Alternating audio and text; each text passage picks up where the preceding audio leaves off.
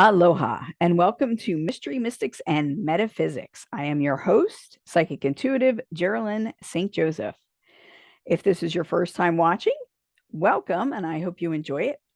If you've been here before, I certainly hope that you've subscribed. And if you like what you hear and you want other people to learn also, you can hit the like button. Thank you. This is also sent out as a podcast. So if you're watching the podcast, you could always, again, subscribe. So today we're talking about energy vampires. Last week I talked about emotional vampires. So some people will say, well, what's the difference between an energy vampire and emotional vampire? They're really the same thing. The difference is when we're talking about an energy vampire versus an emotional vampire, an energy vampire goes more in depth and we're talking about more layers. So an emotional vampire generally is someone who is seeking attention. They know that they're seeking attention. They know that they're needy. They use certain manipulative tactics, things like that. And energy vampires, sometimes they don't even know that they're doing it when they're doing it. So what happens is that an energy vampire can drain someone without specifically like connecting with them, without talking to them. They could just be in the same room. You could be in the subway, taking the train somewhere. And if there's an energy vampire on the subway, they will pull from the people around them and they'll feel better. But then everybody else will start to feel less energetic. They'll start to feel tired. They'll start to feel confused, especially if they've been around somebody for a long time who's like that. I've definitely had clients who, when I work with them, when I started doing this type of work, when I would work with them, I would be so exhausted afterwards, I couldn't keep my eyes open. It would be really difficult to take anybody after them. So what I figured out how to do was I would take all my regular clients first, and then I would take them right before I was done, so I'd go home and go to bed. Otherwise, I'm full of energy and I can't go to sleep after I've done a lot of readings. So it works. You got to make it work for you. Energy vampires will rely on other people for their self-worth. So it's all about what you think about them and how you interact with them. They also can be people who will keep bringing you around. So there are things called cords and hooks. Energetically, when we connect with someone, whether it's from just a smile or a conversation, or it could be from being friends or family, or the biggie is sex, because we've connected physically in such an intimate way that energetically our energies and auras really mix at that point.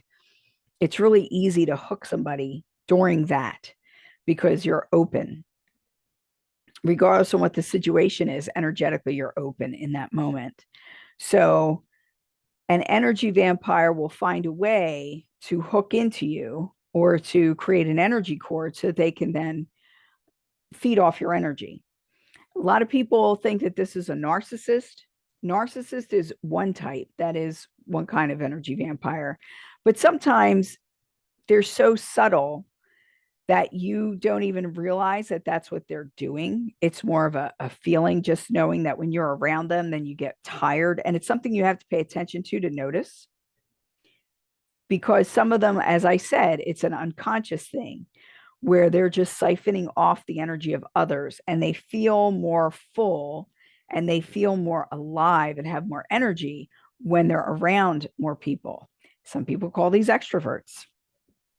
Not all extroverts are energy vampires, so I don't want to make too much of an association there, but most energy vampires are extroverted because it's easier to take energy from people if you're engaging with them, especially if they're right in front of you.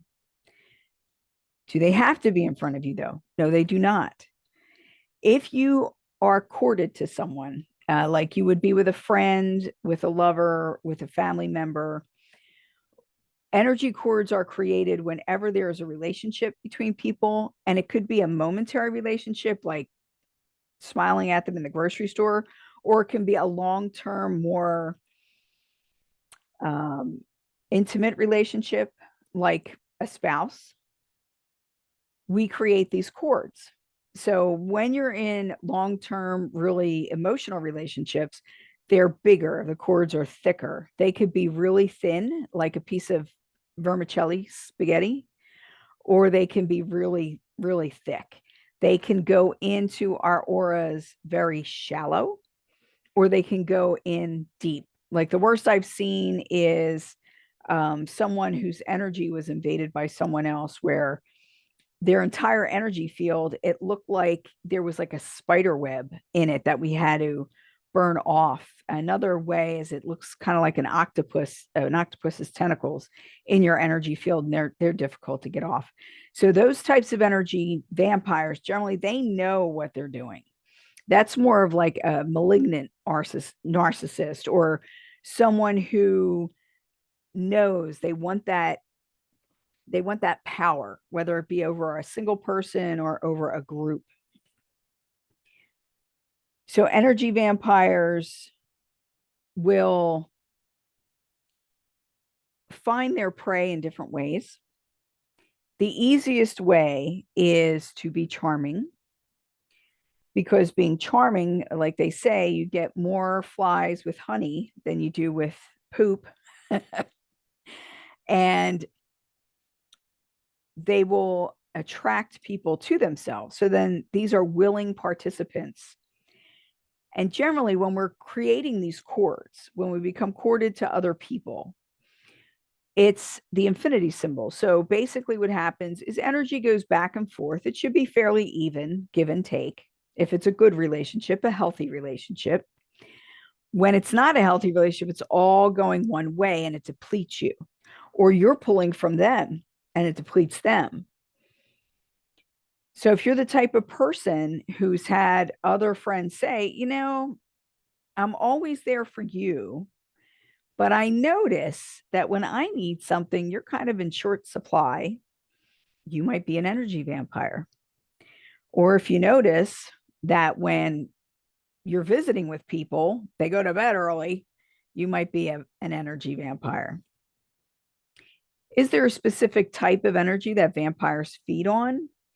Not necessarily. So there are different types. Some energy vampires really like to be around people who are very upbeat, who have, they're effervescent. There's a lot of energy coming from them all the time. They give them a lot of attention, a lot of positive attention, and they like that. Others like to foster drama. So that's the drama king and the drama queen. What they will do is they will create triangulations with a third person. They'll make things uneven. They'll like put these little seeds of doubt into your mind. And what they feed off of is the drama. That type is far more dangerous than the other, because if you're feeding off of positive feelings and you're trying to engender that in people and nurture it, that is, people are going to be around you more, and it's going to be a more positive experience. Whereas if you are a drama king or a drama queen and you want to engender people strife, anxiety, you want to make things difficult, you want to be the center of attention, you want to be the only good guy, and you kind of, what you're doing in that kind of a situation generally is you're separating people from the herd and you're trying to corner them. Then you have like everyday energy vampires, who are the ones that when you go to a party, you see everybody will talk to them for a couple seconds and then try to get away, and they'll corner you in the corner. And getting away from them is important, because you don't want somebody to have too much of a connection with you. When we talk about energy cords, it can be fairly easy to get rid of these cords. It's easiest when they're first implanted. And as I said, energy cords are a natural thing. They're not necessarily negative. They only become negative if they are lopsided. And it could be lopsided towards you or from you. When they're lopsided, you can either reset them or you can completely get rid of them. You want to do one of these two things, and that's called cord pulling or cord cutting. I know a lot of practitioners call it cord cutting and they just cut the cord. I like to use cord pulling because I feel like you don't want any of that to remain in your system, because if it does, it can fester and it's something easier to hook back into. What is the difference between an energy cord and a hook, as I mentioned before? Cords are natural. They just happen. They get deeper with the more intimate the relationship and the more that you reveal of yourself, the deeper the cord can go. Hooks are intentional. They hang on. They're more difficult to get rid of, and they are meant to hold you in contact with the person. So if you are being, I'm going to say, consumed by an energy vampire, if they're feeding off of you and you're nice and juicy and they don't want to let you go because you tend to be reactive, you have a lot of emotion for them to feed off of, you give them a lot of attention, maybe you have a lot of shame in your background or guilt, so it's easy for them to manipulate you and feed off of you. They are the type who will put a hook in there, and then in order to get a hook out, you're going to have to do the regular pulling of cords, but then the hook removal is a little bit more intense than that. So that's another process you may need to go through to completely rid yourself of this person's attachment to you.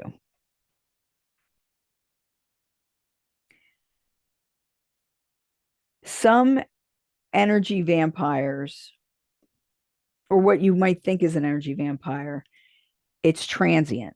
So what does that mean? That means there are times in your life where you might actually be the energy vamp or coming off as an energy vamp, because you might be more needy than usual, or you may not have your own energy to deal with things. So you're taking from others in order to do that. And again, you could do this consciously or unconsciously. Most people do it unconsciously. However, if you know that there's a certain person that whenever you're around them, you feel so much better, then that's probably somebody who's giving you their energy, or someone you're taking energy from, depending on how you look at it. What do we do about this? Because it's important to know what it is and how it affects you. And it's just as important to know, what do I do with it once I figure out what it is and what's happening? First thing is to clear yourself and ground.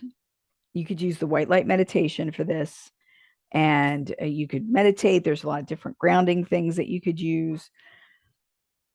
I actually have an entire book about psychic self-defense for every day, and we go through energy vampires, and I give a lot of different practices that you could use. What I find to be most effective is step-by-step doing certain things. So white light energy is pure unconditional love. It is absolute, and it will burn through anything. So using the white light energy, you can clear your body and then seal it off from energies coming through. So having a really strong aura will help you to be able to bounce people off, and you'll feel them coming in. So you'll be able to refuse them before they get to your energy core and are able to really hook in. On the outer side, the more logical side, having very clear boundaries. So you need clear boundaries for who you are and what you want, as well as like what you expect of the people around you. what you will accept from the people around you, because some things that an energy vampire will do, like an emotional vampire, is they push your boundaries, or they hope you don't have any, then they don't have to worry about it. But if you have healthy boundaries, then it's harder for them to get past that unless you allow them to come over inch by inch. So knowing your boundaries, knowing your limits, knowing what you expect and what you will put up with and what you won't put up with, and being aware of your energy is very important too. Doing the white light meditation will help you become more aware of your energy, will help you become more aware of when somebody's like encroaching on your space. Because, like I said, it's not always a physical encroachment.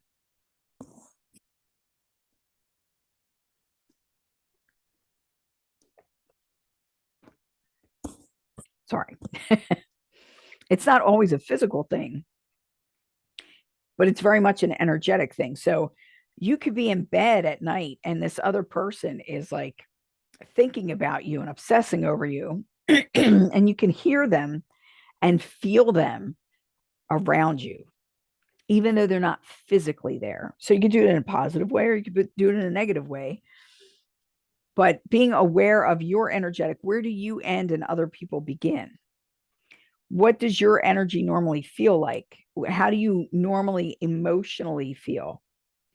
What kind of vibrations do you like around you? What kind of frequency are you at?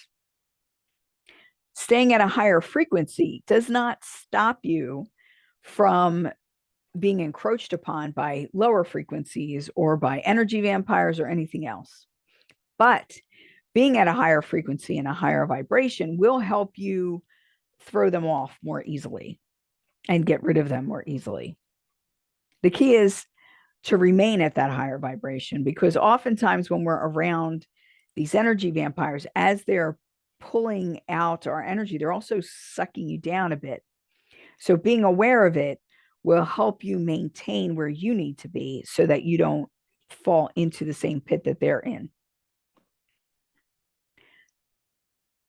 There are methods, like I said, of pulling cords, of melting or dispersing hooks, of sending back energy. One of my favorites, though, which is really easy to do, is when you have somebody like that around you who's an energy vampire, if you pull in white light energy and you have it streaming through your body and you have it go out to them until they're satiated. So a lot of them don't ever really get satiated, but some of them you can overwhelm with too much energy too fast. And nothing is coming from you. It's just coming through you as white light energy. And then it will overwhelm them. Oftentimes that leads them to, like, it's like a tick being on you. And then once the tick is full, it pops off. It goes away of its own accord. Same thing with energy vampires. Once they're full, they're gone. So that's a good method of getting rid of them without having to do anything that you might consider negative or that might be more strenuous for you. So if you're just sourcing energy for them and just allowing it to come through and go right back out, then it's not affecting your aura except to make your aura more and more pure and more powerful. But nothing on the negative side for you. And then you're giving them what they need so that then they don't have to feed off of you or anyone else. That's one of my favorite ways to deal with them. Another way to deal with them is to energetically, if you are very aware of your energy body, you can simply put up stop. No, you cannot come further than here. This is all that you get. This is as far as you're going. And have those very clear energetic boundaries that will inhibit them from coming deeper into your field. They don't need to be there. Then cord pulling, as we said, cord pulling is a very easy process most of the time. So you could do cord pulling one of two ways. You could either do it with a specific individual if you know who is draining all your energy, or you can do a general cord pulling. So if you're doing a specific individual, you imagine them sitting across from you. You relax yourself. You feel in your body where you think the cords may be. You might be able to feel them. You might not be able to feel them. Doesn't really matter. And you imagine them sitting across from you. Then you say whatever it is that you need to say to them, regardless of whatever it is, whether it's nice or not nice. Doesn't matter. You're releasing this energy out of your aura, out of yourself. And as you're doing that, you ask for your primary guide or guardian to be with you to help. And you grab onto the cords that are within you and you pull them out, or you pluck them out, depending on how big they are. And you'll see a hole there. And you stream the white light energy and you fill that hole and you heal that space. And while you are healing actively, you are pushing the cords back towards the person who you're removing from your field, letting them know whatever it is you need them to know. Put them in a white light bubble, take a deep breath, get rid of whatever is left in a big, like, and let them go.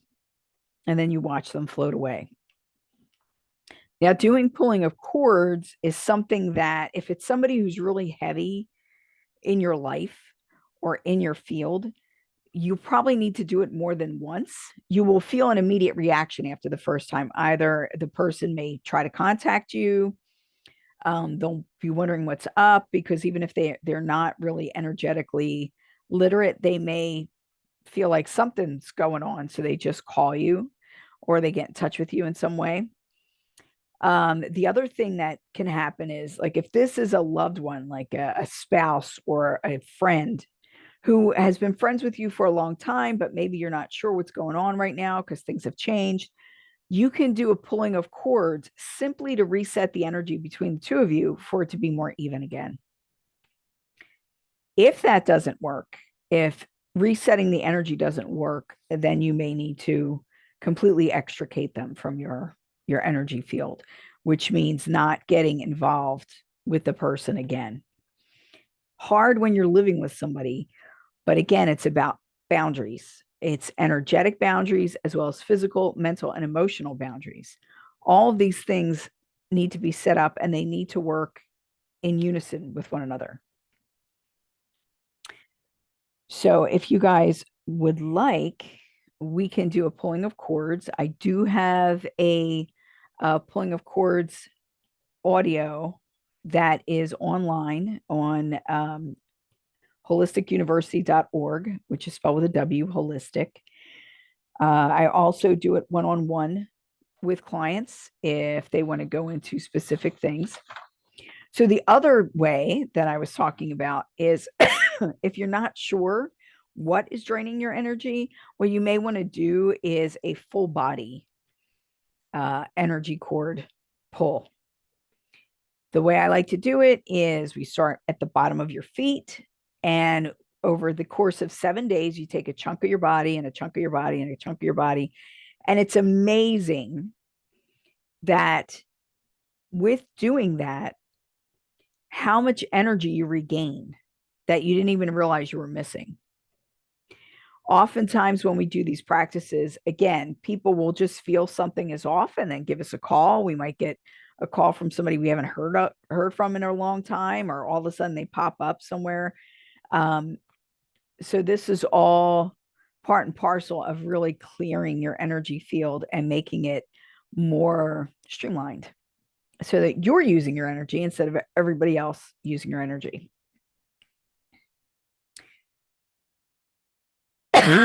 Excuse me. Know your limits. So if there are people around you that you don't feel comfortable being around, really sit with that and try to figure out, why is that? Is this in my head? Or is this something that my spirit is telling me maybe I shouldn't be around this person, or maybe I shouldn't listen to them at certain times, or maybe I shouldn't be around them at certain times? Do you drink more when you're with this person? Do you get in trouble? Really listening to your own inner voice is very important in your spiritual journey. So if you're really going to ascend to everything that you can be and be the most the fullest version of yourself, then you're going to want to remove things from your life that stop you from being the fullest version of yourself. So things like drugs, alcohol, doing things that you know deep in your heart are not good for you or are not good for other people, and really becoming clear about your own integrity, who you are, where you want to be, how you want to be remembered, and how do you want to appear in the world? Who do you want to be in the world? Are you going to be the kind of person that is going to have regrets because they didn't act at a time of action? Or are you going to be the type of person who knows exactly who you are and why you're here? And you're an agent of change or an agent of traditionalism, like whatever your meaning is for this lifetime, doing all this work is figuring that out. So, one more question. If you're the energy vampire and you figure out that, oh, wait a second, I only feel good if I'm around other people. I'm the energy vampire. How do I fix this? How do I not be an energy vampire? The way to do this is to really start filling yourself with white light energy. Now, some people see it as pink, some people see purple. I say white light because it encapsulates all the colors. It is pure unconditional love. It's the Christ energy, however you want to call it, the all that is, the source. But if you're pulling this energy and you're used to having it clarify your energy field on a regular basis, which should be every day, and it only takes 10 or 15 minutes. It's not like you have to be hours doing these things. And you cleanse yourself in the morning and at night, and you're pulling this energy, then you will not need the energy from others. Does that mean you don't have any relationships? No. Does that mean, you're never around other people, that you're a hermit? No. What this means is that you are not dependent on others for how you feel or for your energy or anything else. You will still have emotional attachments, you will still have relationships, but you will probably have much better, much healthier relationships because the need is not there. It's about coming together as equals. It's about helping other people reach another standard, giving them a hand up, pulling them up as opposed to pushing them down.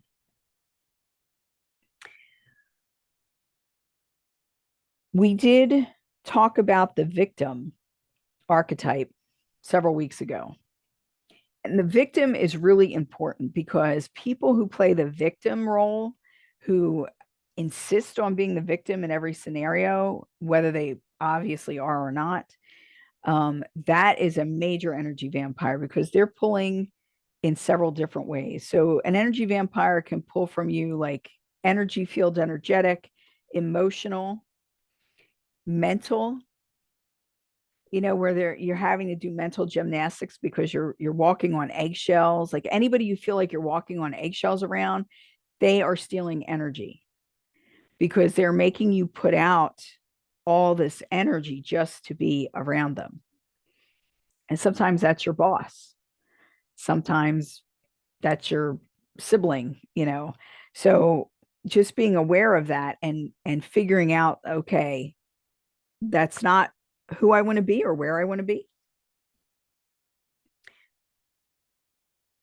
So remembering who we are at our center and allowing ourselves to take in the white light and have it fill in all those spaces where we might feel empty or depleted, it will help us move forward. So if there's one thing that you take from this, do the white light meditation on a regular basis and learn how to use that energy for your betterment and the betterment of the people and spirits around you.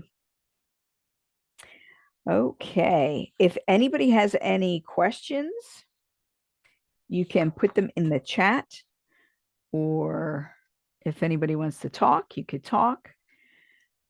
Other than that, I think we're good. I'm going to stop this video and I'll do a separate video with a pulling of the cords if the group wants to do that. Alrighty. Thank you so much. Again, I am GeralynStJoseph. I am a psychic intuitive, and this is Mystery, Mystics, and Metaphysics. Mahalo and have a great day.